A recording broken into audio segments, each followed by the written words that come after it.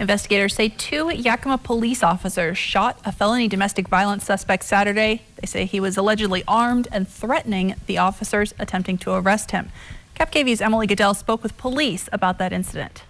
There was a church in full session right there on the corner at the time, and thankfully our lieutenant ran into the church and had them shut the door and get on the ground and stay inside the building. Yakima police say they found a 27-year-old man charged with domestic violence and wanted for failing to appear in court, walking down 20th Avenue around 5:30 Saturday evening. We're also made aware that he was potentially carrying a stolen pistol. He's also in our system and flagged in our system on January of this year. He threatened to shoot it out with law enforcement. Police say the man ran away from them and ended up in someone's yard a couple blocks away. During the foot chase, the officers indicated that he was grabbing for his waistband, and then subsequently he pulled out a pistol from his waistband and he pointed at his own head for a while.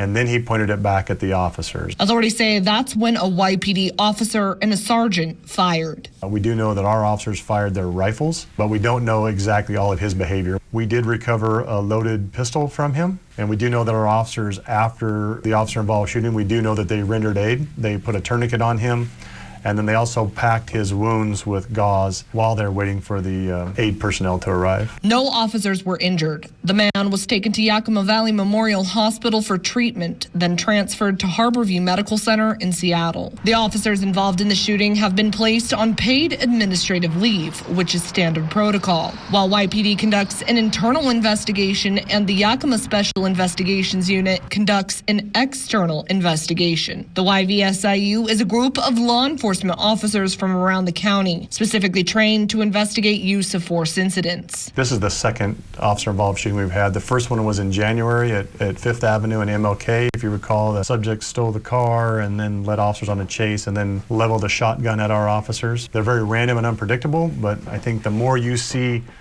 guns in the hand of prohibited persons like this subject, and they're willing to engage law enforcement, I think you're going to see these increase, unfortunately. In Yakima, Emily Goodell, KVU, local news. Now, police tell us the man's injuries were non-life threatening. So far, the officers' identities have not been released.